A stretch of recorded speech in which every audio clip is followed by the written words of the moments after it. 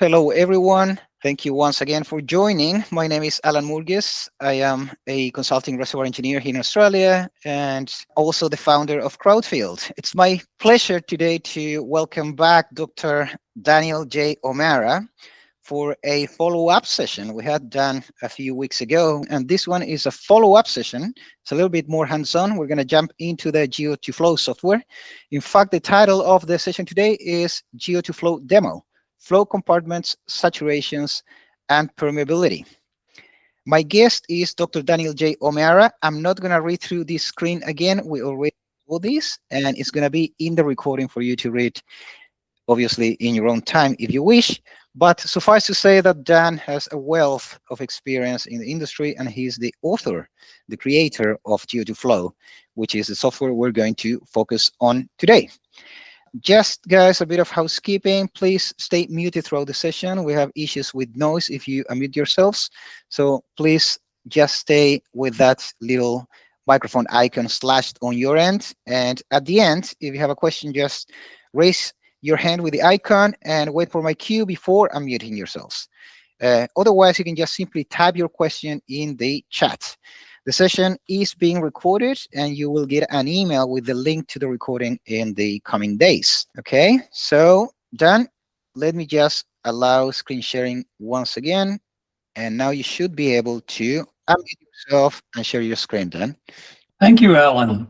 And let me see about sharing. I'm hoping that you can see my screen now. We can see your screen and we can hear you loud and clear, Dan. Okay, Excellent. so everybody should be seeing the front end of Geo2Flow. This may look a little bit different than a lot of software you see, because our rule here is if a button that you see in the workflow is red, you really ought to go into it. If it's orange, it's not required, but a very good idea that you go into it. If it's yellow, it means that the workflow item is totally optional. And then if it's green, it's completed. And you see here, I've set the units of measurement we're going to use for today, and I've gathered data from both spreadsheets and the Petrel geological model.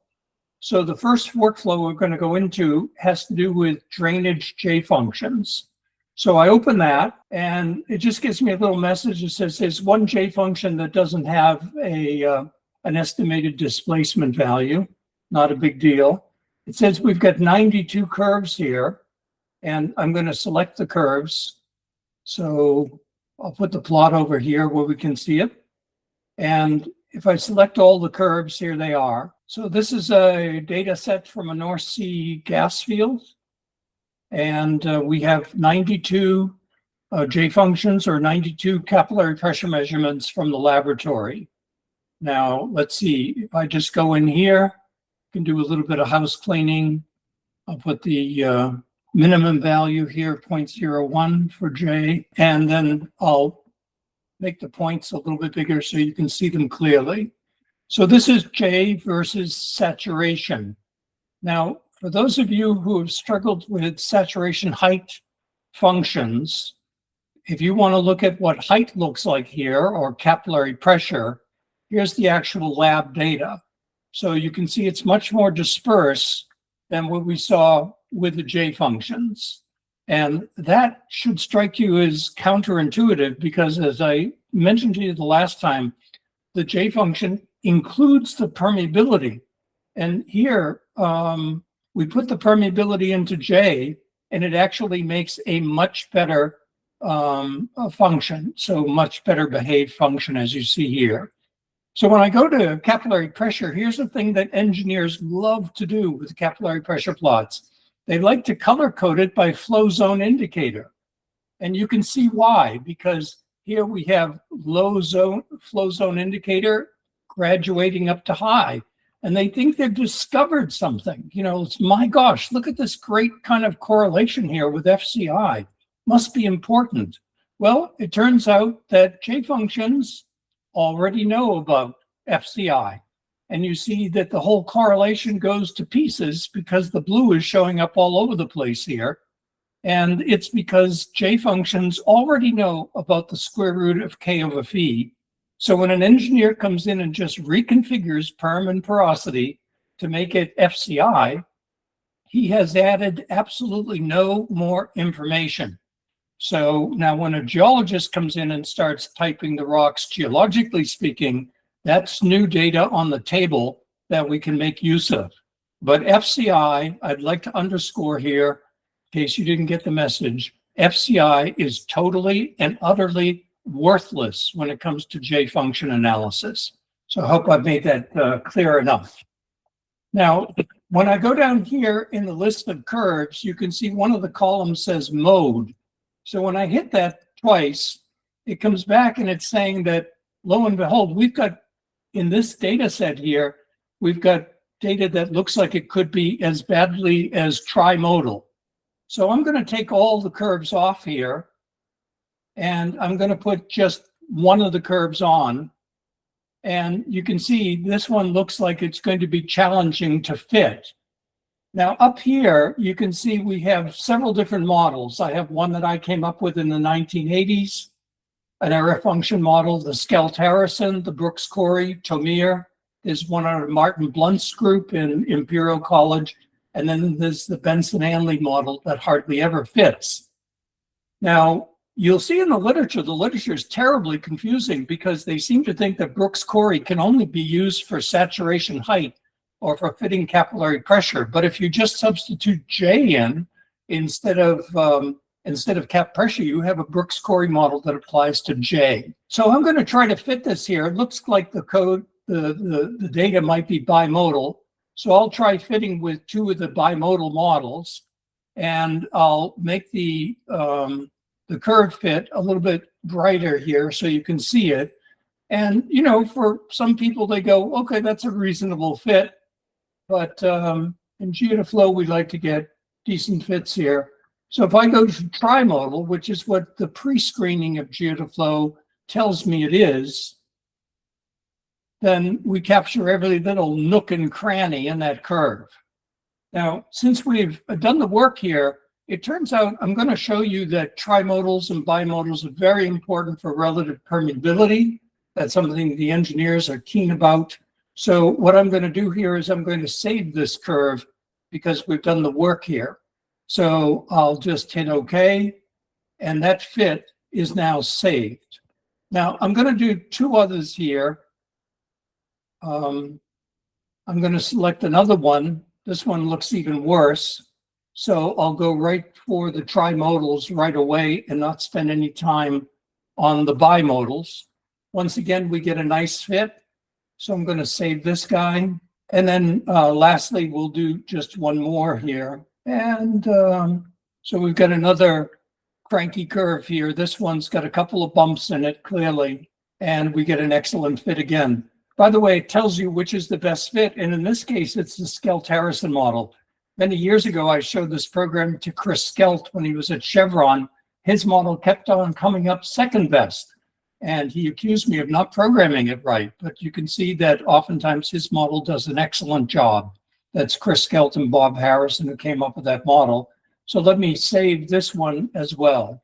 Okay, so we've saved a couple of these trimodals. And I could even do this if we wanted to. We can hit all three of these guys here and then kind of see what Geo2Flow comes up with as an average curve. And you can see it does a pretty good job of fitting them. Now, one of the things that you can't do with capillary pressure is it's very hard to kind of like average things because cap pressure data is all over the place. So let's save this one here, and I'll just call it 3 trimodals. Let's see if I could just spell correctly. Okay, now let's go back to putting all the data on the plot. And I can do that with one blow here. And then now this dialogue, we're going to go through it quite rapidly here, but petrophysicists will spend a lot of time on this dialogue. They'll look at things like pore throat distributions. So here, for instance, is the pore throat distribution for the data that you see on the J-function plot. Now, a lot of times petrophysicists have the pore throat in microns, but microns is this ugly, unit of measurement, And we know that we should try to seek for dimensionless numbers when it comes to characterizing the rock. And so if you divide the microns through by the square root of K over V, you get something that has no units, and you get a reduced pore throat radius. And watch the pore distribution. It collapses. So you can see off to the left here, we have bimodal rock, and we have a lot of kind of unimodal where we've got centering here, you know, in this 1 to 10 area. So let me put that guy away.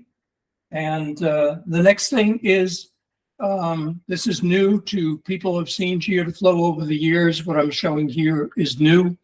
And what we're doing here is, you see where the black line is on the J function plot. Well, if we put together a histogram of data along that black line, it looks like you see here. And then below the histogram is a cumulative distribution plot. So it tells you the distribution of saturations at a particular value of J. Now, if I go in here and start to change J and go to higher values, watch the black line, and watch the histogram. Everything starts to shift to lower saturations, which is what you'd expect.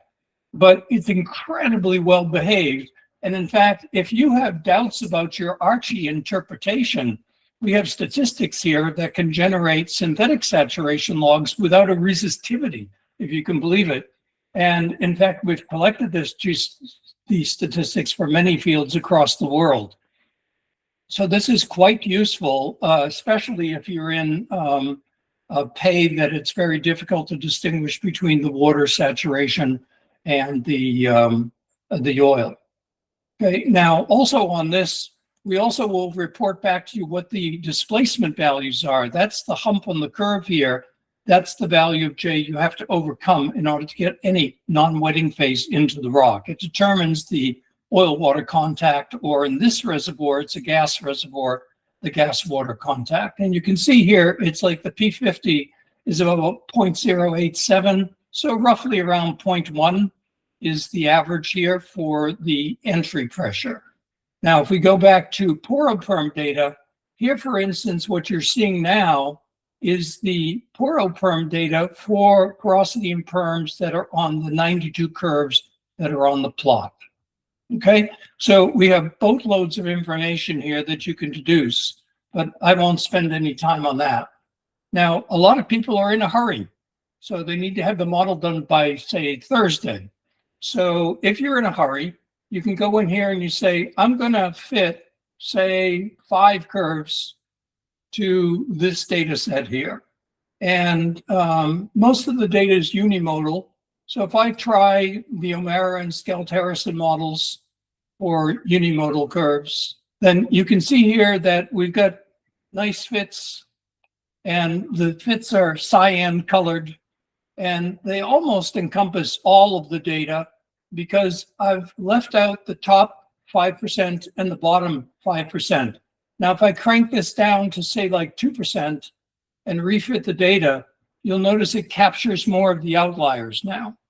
Okay, and for most people, this is good enough for what we've got here, because another way to look at this is that these 5 J functions capture all of the data, the 92 curves that we've ever seen from the laboratory here. And in fact, you can type the curves. There's where all of the data has been typed according to which J function it falls nearest to. So now that I've done that, I can go over here and just say, we're taking the all data case, and now it saves, you can see it saves 5 J functions that all represent CDF ranges of the data. Okay, so we hit OK. And now in this interface, we're going to close it. We could do a lot more work in this interface, but because we're moving along here, we'll close it. And then the thing that I wanted to show you was we're going to go into modeling the relative perm. You can, in Geo2Flow, you can just brute force fit relative perm data if you have data in the lab. But with these trimodal curves, let me show you. Let's see, one of the trimodals is this guy here. And you can see Geo2Flow can, using theory that's been out there in the literature from the 1950s, we can turn a J function into a relative perm curve. Now, this relative perm curve, you could try measuring in the laboratory. The only way you can get it of the bimodal rocks, of the trimodal rocks, is with a centrifuge. And if you're using reservoir fluids. Now, you can see here that this curve seems to have a very high irreducible saturation. That's very important about these trimodals, because what it means is that you will produce dry oil up to very high water saturations. I was involved with one field where the well log said 70% water, and we were producing only dry oil because of this kind of behavior that's typical of these rocks. And that's why I singled out the trimodal curves to show you the result in terms of relative permeability, which otherwise it'd be impossible to get in the lab. Now, if I go to another curve, you can see here, even worse. And so if I go to put it on a log scale, you can see the modality here. You can see the different modes, but you can see that it drops off to relative perm at 0.5 here. We've got a relative perm that's like 0.001.5. So that's an important aspect of any data set that you look at. You should isolate the bimodals and trimodals, because if you find them in the field, you'll be surprised to produce from what a lot of people mistakenly call the transition zone. You'll end up producing dry oil, and that just doesn't sound great, but it's because these curves have an effective, very high irreducible saturation. So that's relative perm. We've touched upon that just a bit. And now one of the elements for J-function analysis is you need a perm log. And people in the saturation height world would like to tout their method as not requiring a perm log. And right there, it tells you it's wrong, because perm and saturation are interrelated. And if you think you can get away with modeling saturations without a perm log, you're definitely wrong. Okay, so what we're going to do here is we're going to select some core data. So you won't see many data points here. On this plot, there are only 344 data points, a lot of them at a very low perm, you can see here.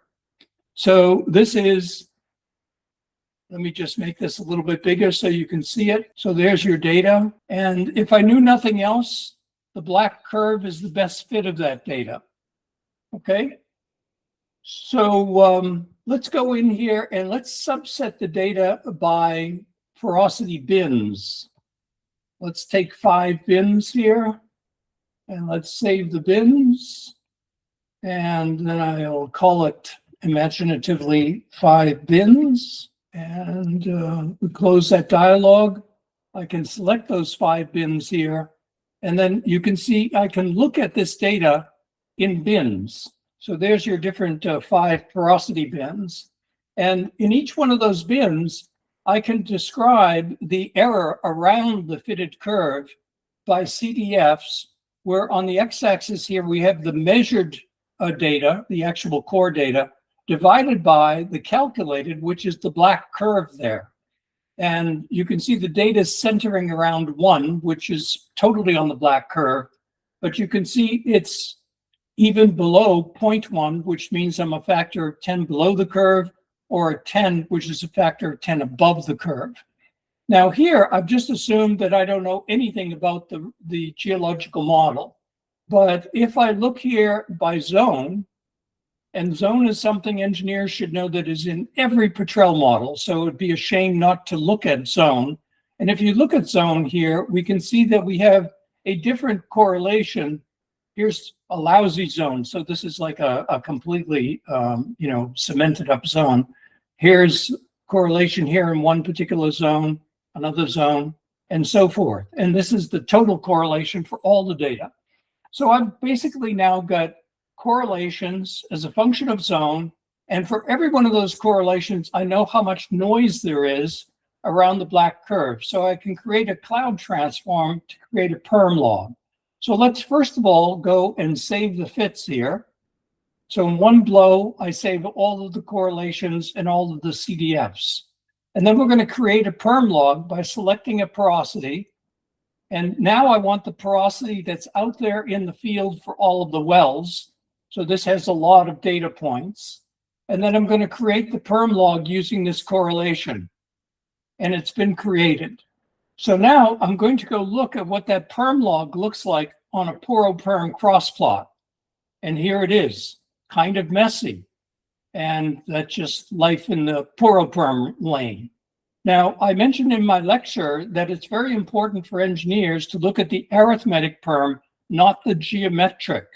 So here we're plotting the geometric perm versus the porosity. Let's look at the difference between the arithmetic and the geometric for this data set.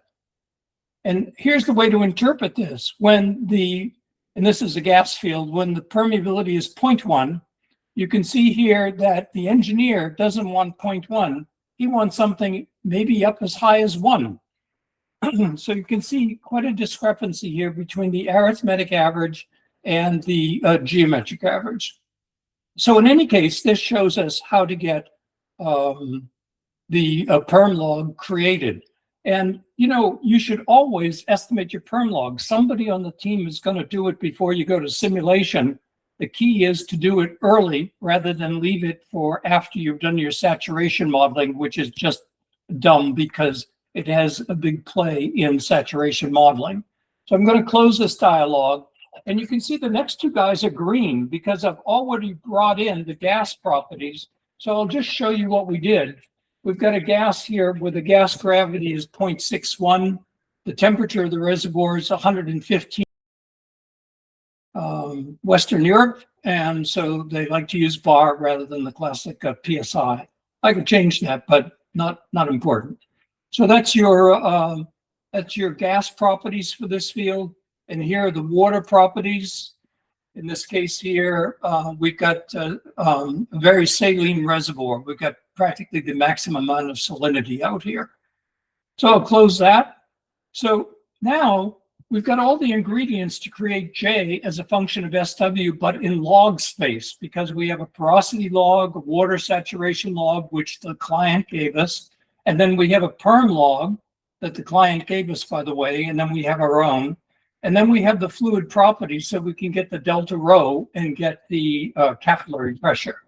So now we go into J function logs, this dialog here, and we're going to select the client's porosity, perm, and saturation. And you can see here what's shown on the plot is the log-derived data.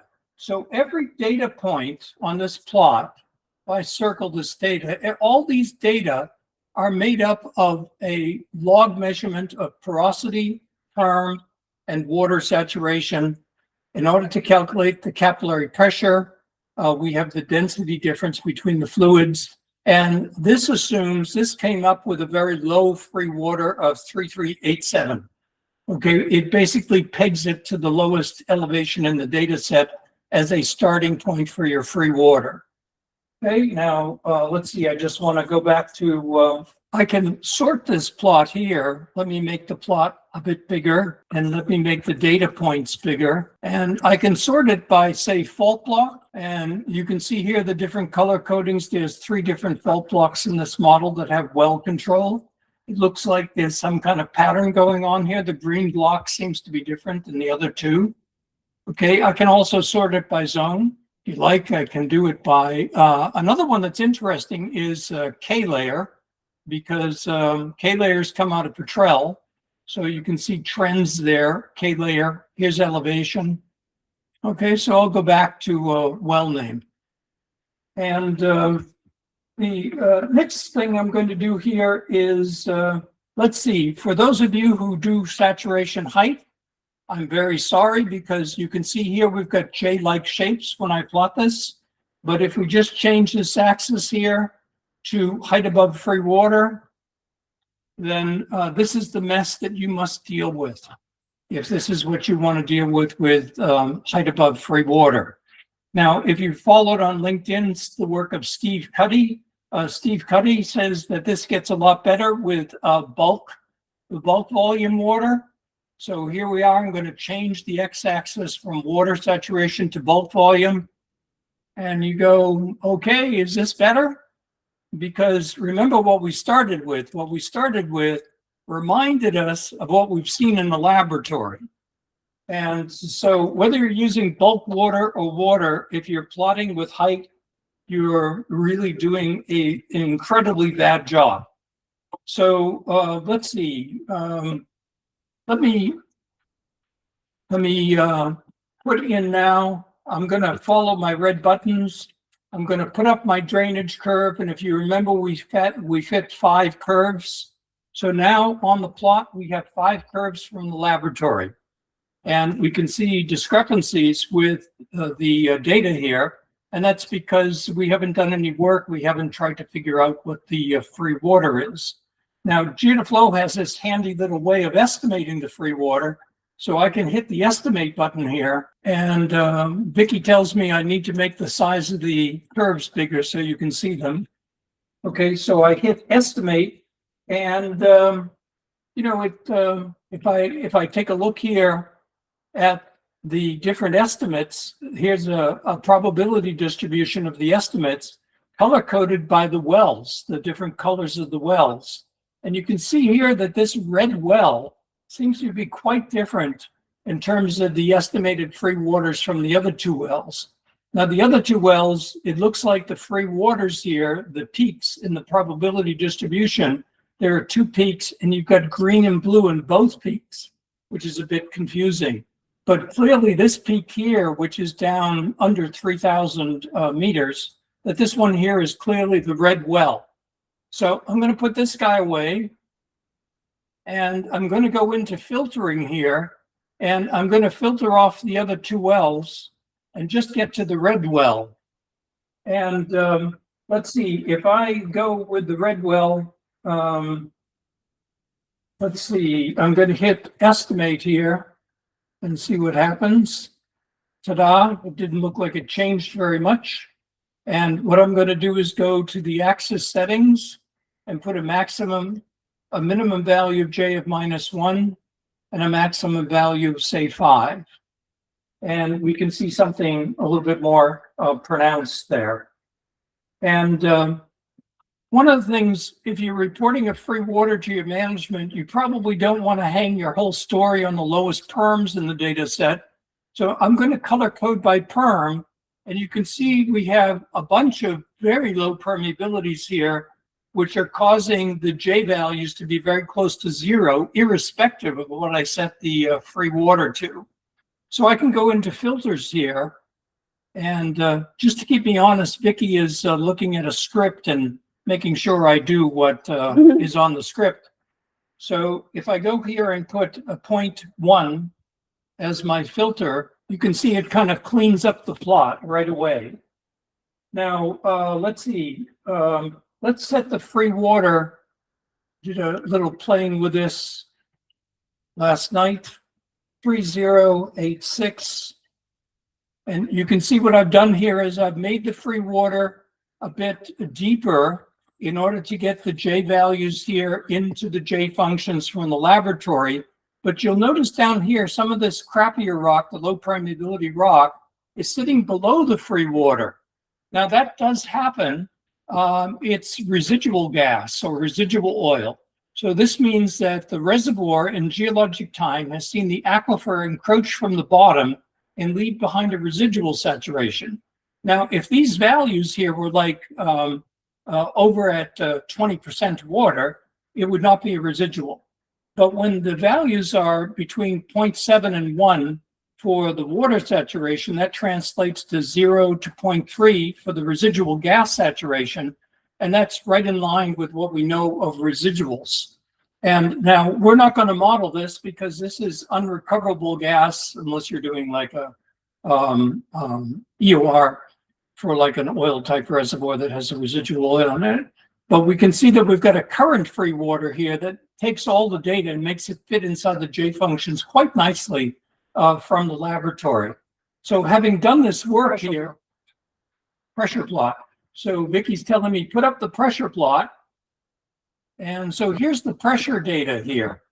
And let me make the curves so that you can see them more clearly. And the data so that you can see the data more clearly. I'll take, okay. And so and it's color coded by wells. So let's get rid of the two wells that we're not using in this part of the reservoir.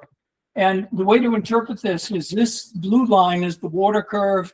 The red line here is the gas curve. And the intersection of the two is the free water elevation. Okay. And that's 3086 has been set on this slider. Now, when I move around this slider here, this is the pressure associated with the free water. And you can see, you know, I can get it starting to line up a little bit with this data. Okay, so I've got here, let's see, what do we have, Vicky, as a 324.3. 324.3 is what I've got here. What did you say there? Yeah, same. Okay, so you can see here, now we've got this one data point. You go, well, wait a minute, what the heck is happening there? But we read from the spreadsheet something we call quality, or in your spreadsheets, it's often called comments. The engineer puts comments in. And in this case, this data point, it says test stopped manually, as opposed to the red ones, which say good test. Okay, so we have a right to get rid of this data point when we're thinking of identifying the free water. So now that what we've done is we've got a free water elevation, and because we had the pressure data, we can tie down the pressure, which determines the density of the gas. Okay, so now having done that work, we go here and we save the free water, and I'm going to call this the winter, which well is this? One. The winter 1 free water. So we hit that here. Do we want to do another one? The answer is yes. Okay, and on both plots here, what I'm going to do is go to the filter. I'm going to take the wells off, and I'm going to bring back the other two wells. I'm going to go over here. I'm going to go to wells. I'm going to take everything off, bring back the other two wells. And you can imagine we can go through this, you know, and find the free water, but Vicky's going to call out the numbers for me. Minus 2904. So minus 2904. And pressure is 320.7. 320.7 bar. Okay, so you can see here once again in this region of the reservoir for these two wells, the different wells look like this. Okay, that it turns out that we've got a residual zone once again. So that's the topic of an upcoming presentation, which would be on imbibition processes. So here we're just considering drainage. So this we're going to make that 100% water when we go forward in the workflow here, because that's unrecoverable to first degree. Now, having done this work, we're going to save, and it says, it gives us a little message. It says there are negative J values in the plot. Do you really want to save this? And the answer is yes. Don't show me this message again. And now we're going to put winter 2 and 3. Okay. So now, and we don't want to do another one because we're taking care of all three of the wells. Now I'm going to put the pressure plot away, and then right here on this plot, I'm going to snap off the bottom. This is a nice feature. And I'm going to run this across the bottom of the screen. And then I'm going to look at the grid. And you can see here that this model has a lot of blocks. These different things here are fault blocks. And you can see we've got well control, the yellow. The well control is only in 3 of the blocks because we have 3 wells. So I'm going to make that simple for you, and I'm just going to show the blocks for which we have well control. And then you can see here that in block number 1 here, I'm going to go in and just assign, well, first of all, I can show you the names of these things. So this is the winter 1 block. So I'm going to highlight those guys here. Highlight. Oh, okay. Vicky's correcting me. Just click on that. So here I assign it. So everything now is winter 1. So the whole fault block, because we didn't have data in those other zones. Okay, and now I'm going to go select the other one. and we don't have data here, here, here, and here. So we're going to assign the same free water. And now that we've done that, we can save that whole file of information by block and by zone. And that's called a dependency file. So save that right here. Okay, we're finished with this, this part of the dialogue. And so now I'm going to create a run. And you can think of the run as being a scenario. Okay, my scenario is going to be called with my initials DJO. And what I'm going to do, first of all, is I'm going to resolve the data that's not inside the J functions from the laboratory, because that data has to be made sense of in some way. Maybe the permeability has to be changed. Maybe the irreducible of the J functions associated has to be changed. And we're going to do that now. So we're going to select our J functions, the 5 J functions. We're going to select the free water that we just saved, the free water dependency file, which tells us how the free water varies by fault block and by zone. And we're going to save something called error parameters, and that allows us to have variations in Perm, porosity, Archie, M, and N. Now, for this case, we're going to assume that the petrophysicist got it right, and we're not going to muck with Archie, M, and N. So we're just going to allow Perm to vary in order to get the data inside the J functions.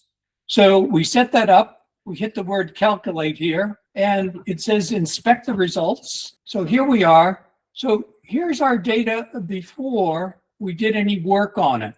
Okay, and you can see the black data here is residual gas saturation that's sitting below the current free water. But you can see that most of the data now with our 2 free waters is sitting inside the J functions from the lab, which is very, very nice. But we've got some data that's outside. So watch, we're going to resolve it. We're going to put it inside. And how did we do that? We changed the permeability. Okay, you can see the perm here. It's colored blue for high water saturation. So let's go back to this plot over here. And if I look at the original data, there's some at high water saturations here. Oh, it's way down at very low values, near 0. That has to come up in Perm. But this data here that I'm circling has to come down in Perm. And that's shown here. And in fact, if you want to see the correction that's been applied, you can see it tells you whether it's corrected the Perm, Archie, whether it's corrected the irreducible, or whether it's below the free water. Okay, so it tells you how it does the work here. So, and for those of you who know something about, well, let's see, the irreducible had to change very little on the outer curve only. For those of you who know about Lorentz coefficients, Geo2Flow calculates Lorentz coefficients by zone and by well, and overall, that gives you a sense of the heterogeneity in the reservoir. We're going to close this. Now, at this point, we've resolved all of the data at the half-foot log resolution level. What we're going to do now is independently upscale the porosity log, which is volume weighting, saturation log, as I mentioned last time, pore volume weighting, and permeability. We're going to do 3 different types of weighting: geometric, arithmetic, and harmonic averaging. So we go in here, and this interface, we just hit the calculate button, and it does all of that upscaling for us. And now it's going to present the results on the J function, but now you see far less data, and that's because the data now is at the geocellular level of resolution. It's been upscaled from the well log to the geocellular level. And you can see that before it looked like this, maybe 1 or 2 data points creeped outside, which is the virtue of using the geometric average firm for upscaling J functions. Watch it, the data comes inside. How did we do it? Very, very mild changes in the Perm and the irreducible. So we've now got a completely resolved system at the level of the upscaled cells. So now let's look, we can go in and say, well, we've got a porosity out there in 3D that the client gave us. And how well are we doing?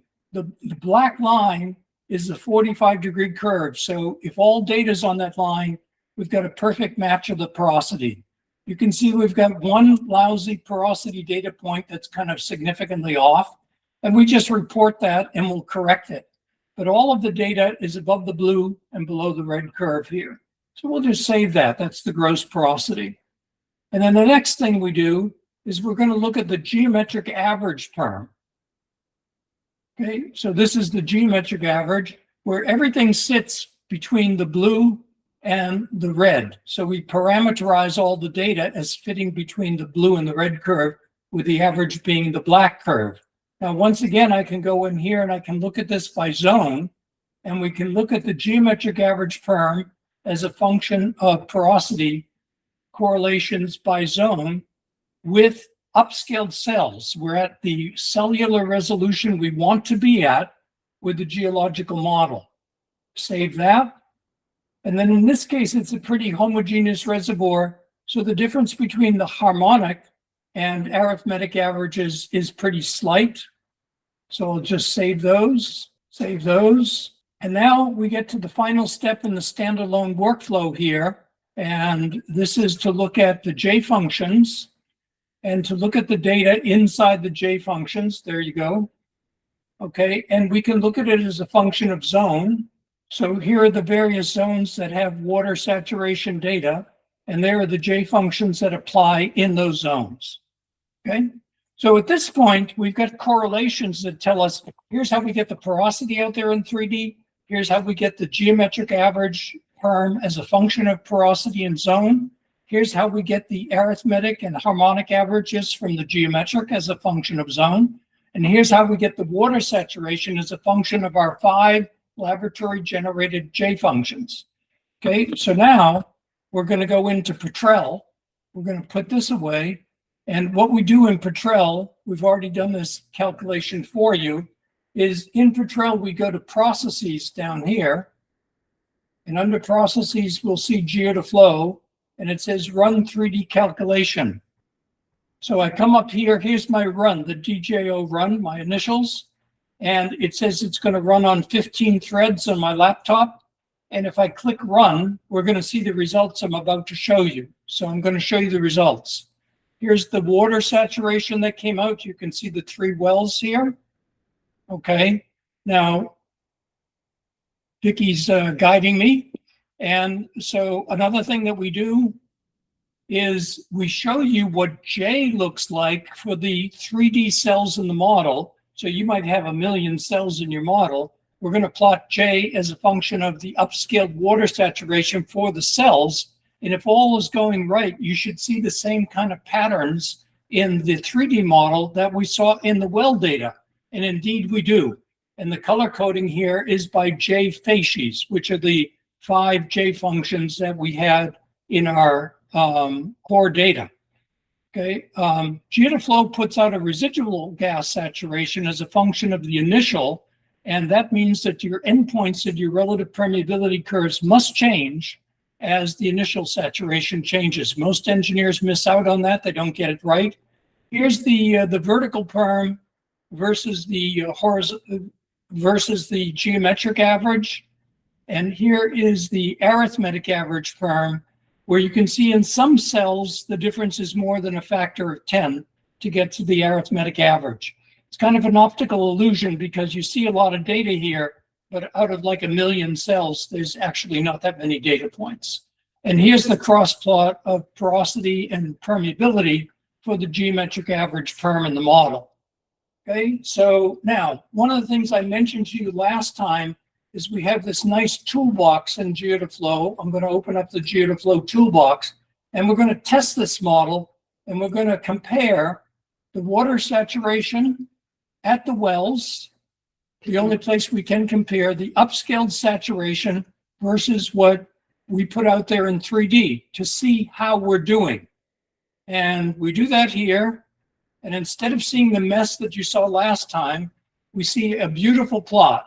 So this says all of the data, okay, is on the curve, which means that we've got a perfect match like you do with porosity. A lot of engineers, they see this plot and they say it's too good to be true, but they accept exactly the same plot with porosity all the time.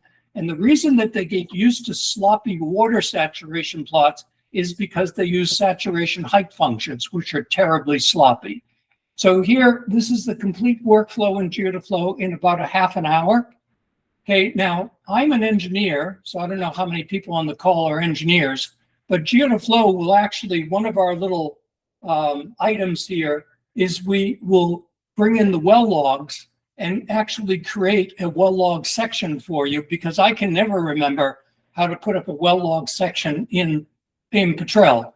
And here we are, where it shows you the arithmetic, geometric, and harmonic porosity logs.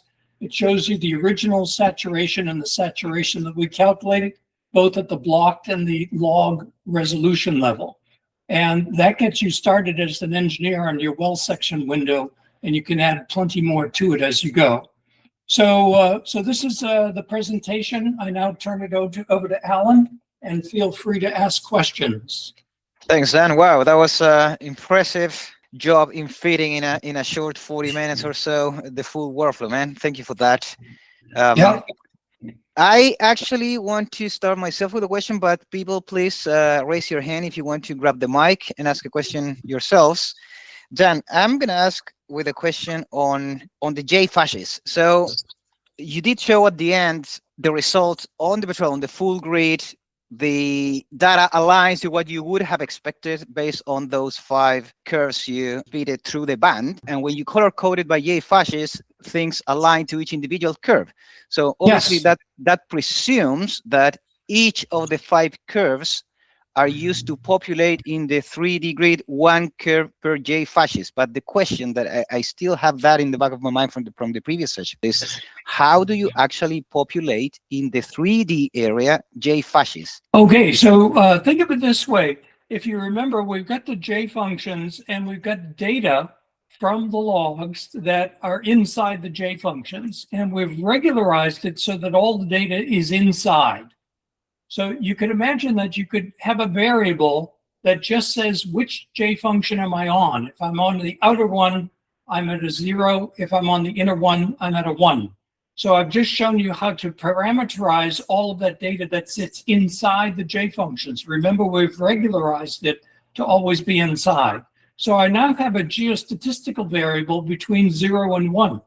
You could take that, put it in the wells, and distribute it however you like geostatistically, because we're only talking about which J function are we going to hop onto. Now, when we do that, we find that supposing that at low values of J, it says that you're on the outer curve, mainly on the outer curve. If you look at that bracket value between 0 and 1, in other words, the value is a 1 a lot of times, then you wouldn't want that tail to wag the dog and put the whole reservoir on the worst curve for J function. So what we do is we look at J bins, we bin the bracket value within J bins, and so we use the binning in order to tell us what J function is the most relevant to use at any particular J value. Now, what we distribute is not the J facies. What we distribute is the bracket value between 0 and 1, and it's distributed as a function of J function bins. And then we come along and we say, now that we know what the perm porosity saturation is in a particular cell, which one of the J functions best represents that cell? And we report it back to you as the J facies. So the process of putting J facies out there is actually putting out a continuous variable and then making it discrete after the fact. Now, why do we do that? Because the engineer wants tables of J functions for his simulation. And you now see why we talk of J facies, because if you have 5 J facies from the laboratory data, as I showed you how we get it, we now have 5 J functions that we use in the simulation, and we have 5 saturation tables. Now, if you had saturation tables for saturation height functions, especially with a reservoir as complex as the one I've shown you, where there is heterogeneity out there, where you don't see the saturation just very nicely with height. We saw one field in the Middle East where they had 101 saturation tables, each for a different saturation height function.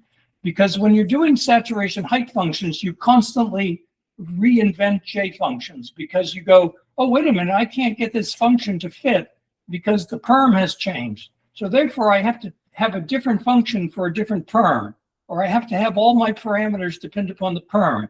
What these people do are they're inadvertently finding out about J functions the hard way.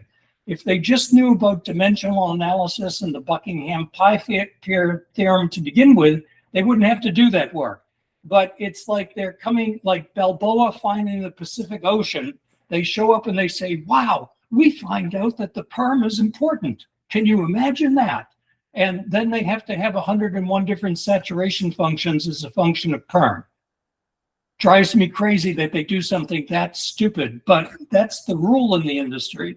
J functions are not the rule, they're the exception. Industry-wide, people use saturation height functions and struggle like crazy, because if you talk to teams about their saturation modeling, we had one team look at what we did, and they said, what you did in one day, we had a field of 100 wells, 1,600 cap curves, hundreds of MDT data, and 25,000 poroperm data, if you can believe, on one field. We had their first complete, consistent with the physics 3D model in 8 hours. They said, we've struggled for 3 months and don't have a model as good. Another team said, we've worked on it 3 years and we don't have a model as good. And so what I thought would be fun today is I just showed you how we did saturation modeling from beginning to end at warp speed, faster than the speed of light almost, right? So nobody can do it this fast. Now, for those of you who are listening in oil companies, if you'd like us to look at one of your fields and show you how fast we can analyze your field, if you've done months of work on the field already, we can do a confidentiality agreement, get your data, and within a day, we're telling you more about your field than you know. Well, that's the offer out there. We have a few minutes left, thanks, Dan. We have a couple of people with their hands up. So, Julius, take it away, mate. Good afternoon. Okay, yes, I want to ask a question concerning the compartments. From your presentation, how many compartments did your model define, and how does this? How many compartments did your model define, and how does this placement ensure that each one is drained? Oh, so really good point. So first of all, one of the things you should notice that I found compartments without pressure data. Now, people who pay a lot of money for pressure data might find that a bit upsetting, because we found the compartments with log-derived J functions, saturation data. That's a completely different type of data than pressure. Now, we supplemented it with the MDT data, right? So that makes you really confident that you've got multiple compartments in this reservoir, okay? Now, in this reservoir, we've got 2 compartments that we've seen, but you saw that we've got about 6 or 7 other fault blocks that we have no well control in. So we can speculate what's going on with those fault blocks. Maybe you want to assign a free water from the existing ones into those fault blocks, depending upon, say, the height of the throw of the fault. We can do that easily in Geo2Flow. Or you can just look at, assigning the most optimistic free water to see how much gas you might get in those fault blocks. Or you can do the most pessimistic free water. So all of those kind of things can be done once you have the basic model. But right now, as far as those 3 wells are concerned, we think we've got 2 reservoir compartments that are quite different free waters. The free waters are about 100 meters different, 100 meters. You would notice that. Okay, perfect. Then another question. From your log and from your core and the log, I want to ask, how well does your core permeability match the log-derived permeability? I showed it to you because when you saw the log-derived J function plot, you saw the smooth curves, which were from the laboratory, and you saw most of the log data fit inside it. Now you have to ask yourself, why would the log data not fit inside it? Okay, so one is maybe you've over or underestimated the perm, because perm is something that you're flying, a little loosey-goosey with, because you're doing it from a correlation, right? So perm is a suspect. But if, say, for instance, you're in Argentina in the San Jorge Gulf and you've got turbidites, then your water saturation log may be crap. And what we found there, because of the turbidites, the water saturation looks like it's much higher in the overall sands than it is in the individual sands, we could pick off the free waters and we could make synthetic saturation logs using the statistics from the J functions from the laboratory to speculate about the volumetrics within the turbidites. So, and the other thing you can do in Geo2Flow Live is you can say, what if I want to change M and N on the fly? I'd like to see the effect on the J functions as I change M and N. You can do that in Geo2Flow. You can play with M and N, or you can play with your RW. So, which is sometimes, you know, something you want to play with. We've worked with fields with, you know, the RW is, you can hardly see the difference between the oil and the water, right? I mean, like in the Middle East, most of the salinities are at 200,000 ppm plus. So there's a nice contrast between the oil and the water. But in other parts of the world, maybe the contrast from the Archie interpretation of SW is not so good. So you would want to supplement it with what you know of the J functions from the lab. And Lord help you if you're using height functions and capillary pressure curves to do that work, because they're not as well behaved as J functions. And let's see, we got a question from Jean-Marie. Thank you. Hi, Dan. Thanks very much for this interesting lecture. It's the first time I see your software actually being used, so I'm not sure that I caught it all, but there's a couple of things that interested me. And in fact, my question kind of joins Alan. There is one slide where you show all your points on the J function, and then you've got these 5 curves, these cyan curves that go from the top to the bottom. Okay, and then I think the next slide you actually say, okay, all these points that are nearest to the curve will use that curve and so forth. I don't know if you remember. And what worries me is indeed the distribution of these 5 curves, because I'm very worried. You know, we talk about heterogeneity in a reservoir, which is true, but there is still some structure. In other words, you can't have a cell with a very high porosity, high permeability, and a very low water saturation surrounded by others. In other words, a little bit like a salt and pepper, you know, all shook up. You can't have a mixture like that. There is a structure, and I wasn't too sure how your 5 distributions are actually spread or interpolated within the reservoir in 3D. Okay, so let's see. First of all, you can find cells right next to each other that are dramatically different permeability, as you see on the logs, because the logs, for instance, in this reservoir, you have high water saturation at the very top of the reservoir. So if you believe in just height being your one variable, you'll be surprised to find out that the water saturation is very high at the top of this reservoir. And near the free water, we actually have very low water saturations, which mean we have very high perm near the free water. And I'm not making that up. The log is telling that story. And I showed you in my lecture, in my PowerPoint, I gave a slide with this same field that showed exactly how a J function described all of that data as heterogeneous as it was. Now you're going back to the question that Alan asked, and remember, first of all, we've regularized all the data in the reservoir, and all the heterogeneities are all accounted for, and yet all the data fell within the J functions from the laboratory. Did you notice that? Because we changed the permeability somewhat to take some stray data points and move them in. But the first thing we should be shocked at is that the log data so nicely fits within the J functions from the lab. That's the virtue, that's the beauty of using J functions. They're very well behaved in the first place. So we regularized all the data by fitting within the J functions. Then, as I said to Alan, let's define a variable that just says where we are in J space. A 0 being the lowest J function, a 1 being spot on the highest J function. So I've just shown you how to parameterize all the data between 0 and 1. Then what we find, if you distribute that 0 to 1 variable out there, you'll find that if most of the data sits on the outer J function, that in the regions of the best part of your reservoir, high values of J, you would have distributed the worst rock type. So you just don't want to willy-nilly take the bracket value 0 to 1 and distribute it. You want to put it out there in J bins. Okay, but once you've done that, you've got a continuous variable that you're distributing with, say, you could do it with Kriging, or if you want to get fancy, you could use a geostatistical way of distributing it in 3D. But it's all going to be, when all is said and done, it's going to sit within the J functions that we had from the lab, all of it. Okay, and so we're only questioning about, the detail.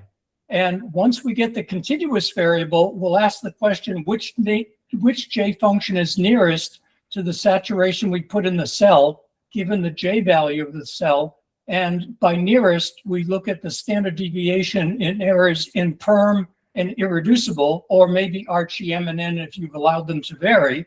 We minimize that difference and we say that's the J function that characterizes the cell.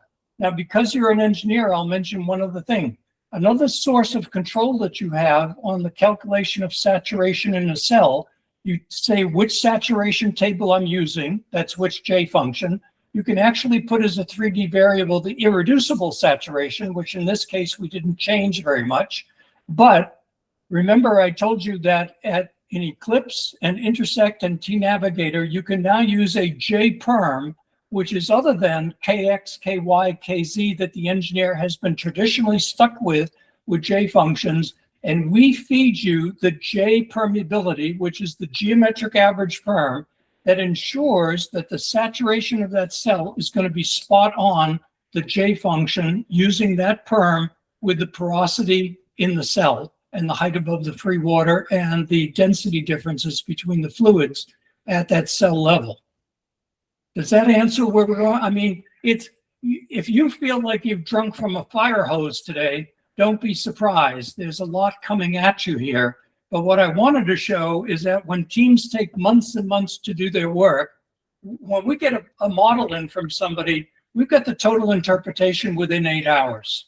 Okay, so 8 hours, we can do all the work that teams do in 3 months. Now, sometimes the team doesn't want to hear that. But other times the team goes, wait a minute, I can study uncertainties like I've never unstudied before. Because the big uncertainty that petrophysicists know is the interpretation of the water saturation itself. So imagine using this workflow, but running it, say, a dozen times for a dozen different SW interpretations. That's the way we should be looking at uncertainty. And that's what you can do when you can do your entire workflow within a day. I want to say, Dan, it's my first time exposed to Geo2Flow myself. So I'm pretty happy that I got a pretty good understanding with this overview you gave. I think I got a pretty good flavor. So good job for fitting everything in the 40 minutes, as I said before. But from my end, I think that step is critical to understand. In my mind, I still need to get, in the weeds to understand that very specific process. And I'm happy to follow up this discussion with you offline or on LinkedIn, or even, a third a session down the track if there is enough interest. And obviously, if you're available and willing. Remember, Alan, we had these validation plots that I showed you where I plotted J versus SW in 3D space. So if you have 1 million cells in the model, then there are 1 million points on that plot. And that plot looked like the same J function plots we were seeing at the well half-foot level of resolution. So that isn't a coincidence. We were smart enough to use the geometric average perm when we did the upscaling because that's the most scale invariant. And it turns out that even though we did upscaling here over several levels of resolution from core to log, from log to geocell, we got all the data sitting within the J functions from the laboratory. That is a neat trick, and it's not obvious how to do it. Okay, so it's kind of like if this strikes you as, okay, there's a bit of magic here, Dan waved his arms and suddenly this stuff appeared in 3D, then I don't blame you, okay? But there's a lot to it, okay? But we've condensed it so that you can do it all without having to think much about it within 1 day. Okay, once you accept. No, absolutely. No, absolutely. This is good stuff, Dan. And there's no magic here. It had to be that way. It's just the fact that each grid block had to be preceded with the assignment of whatever in that entire range sits, whatever the bin or the 0 to 1 or the J fasces. So it's just that step. But again, we can continue offline. I think there is just one extra question coming. Somebody raised their hands. Go ahead, Jean-Marie. You know that I'm a saturation height, but I come back to you because I really want to understand, and I think you drive a very hard point, but I've always worked with saturation height. That's why it's I'm on the learning curve of the J function, if you want. But one of the things that would interest me is if you took let's say your model, but you put a fixed porosity throughout the column, okay? And you gave it a normal distribution in terms of permeability, maybe between 300 and 600 millidarcy, and you gave it a normal distribution. And then you populated the entire volume like that. So the rock is quite uniform. Would your method actually show us a transition from the free water level with saturation of water decreasing as you're going up towards some irreducible water saturation? Well, what you're in a sense asking there is the net result going to be coincident with what people call a transition zone in the reservoir? And the answer is not necessarily, because this transition zone idea is just fallacious. I gave an example in my presentation of how it can just throw you on the wrong track. And it's one of these things where I find the word transition zone is what I label news you can't use. Because if you use a simulator, a flow simulator, there is no point at which it says, where is the transition zone? It just says, give me your tables of J functions, give me your perm, give me your porosity. I'll do all the rest. Thank you very much. I don't need any reference to a transition zone.